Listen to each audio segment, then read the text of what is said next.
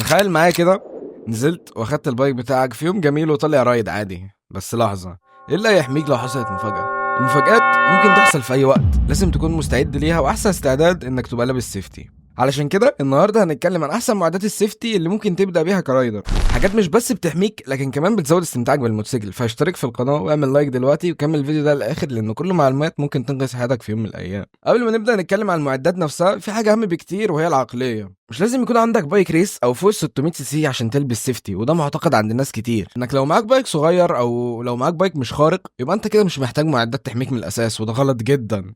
انا نصيحتي ليك انك تجيب معدات تحميك قبل ما تجيب البايك نفسه، اصل اقل وقعه لو انت مش لابس حاجه هتاثر عليك جامد جدا، ولو انت لسه بتتعلم يبقى ممكن وقعه واحده تجيب لك تروما من الموتوسيكلات كلها. طيب ليه تعرض نفسك لكل ده وانت بايدك تحمي نفسك وتعدي من وقعات كتير سليم؟ انا شخصيا وقعت اكتر من مره وعديت منها سليم بسبب السيفتي.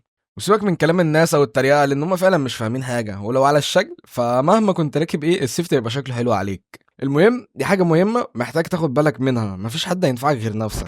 عشان كده اول واهم حاجه الخوذه. الخوذه بتحمي اكتر جزء حساس في جسمك، ممكن من اقل حادثه من غير خوذه تودع الحياه. في 3 انواع للخوذ: الفول فيس ودي اللي بتكون كامله واحسن حاجه للحمايه واكتر حاجه بتتحمل الصدمات، والاوبن فيس او النص دي تنفع اكتر لو انت بتقلع الخوذه كتير او شغال ديليفري مثلا، هتساعدك كتير، لكنها مش احسن حاجه خالص في الحمايه لانها فيها جزء الدقن ده كلها باين ومتعرض لاي اصابه لو وقعت. وفي بقى الموديلر اللي دي اللي بتتحرك وبتتفتح وبتتقفل، دي برضو لو انت بتحس ان الخوذه بتخنقك فدي هتبقى حلوه ومناسبه ليك، بس برضو مش احسن حاجه للحمايه. الفول فيس احسن منها بسبب ان الفول فيس جسمها كله بيكون قطعه واحده فبتتحمل اكتر من التانية دي ممكن تتكسر. وبرضو لازم تكون مناسبه لراسك، مش ضيقه ومش واسعه، تأكد المقاس مظبوط. ورشح لك خوذ ال اس 2 رابد تبدأ بيها، رخيصة وجودتها كويسة جدا قصاد السعر ومعتمدة ومن براند كويس. بلاش تسترخص وتجيب حاجة مجهولة المصدر، انت بتستثمر في حياتك وفي دماغك انت. ابدأ بحاجة معروفة والناس مجربينها قبل كده.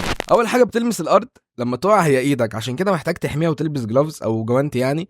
في انواع كتير وخامات كتير، بس اهم حاجه ان انت تجيب واحد للصيف وواحد للشتاء، لانك لو جبت واحد صيفي بس لما تلبسه في الشتاء ايدك هتتجمد، ولو جبت واحد شتوي ولبسته في الصيف هتكره حياتك صدقني. عشان كده جيب واحد صيفي وواحد شتوي عشان تبدل بينهم، وابعد عن اللي بيكون صوابه مفتوحه او باينه من فوق، خليك في الكامل لانه يحمي ايدك اكتر بكتير. بص في السوق على واحد يكون مناسب بالنسبه لك، وارشح لك سومي تبدا بيها، براند بيعمل جلوفزات كويسه وبسعر كويس برضه. وبص انت كمان في السوق وشوف المناسب بالنسبه لك. دول اهم حاجتين حاول ما تتحركش من غيرهم، هينفعوا لو معاك بايك صغير او متوسط، لكن لو معاك بايك غشيم ففي حاجات تانية محتاجها برضه، لان الوقعه ممكن تبقى اقوى بكتير من العادي. واولهم الجاكيت. السيفتي جاكيت ممكن يبقى غالي شويتين، بس صدقني يستاهل كل اللي هتدفعه فيه، لانه فعلا هيحمي الجزء اللي فوق كله حتى لو الوقعه كانت غشيمه، وفي انواع محترمه وباسعار معقوله لحد ما يعني.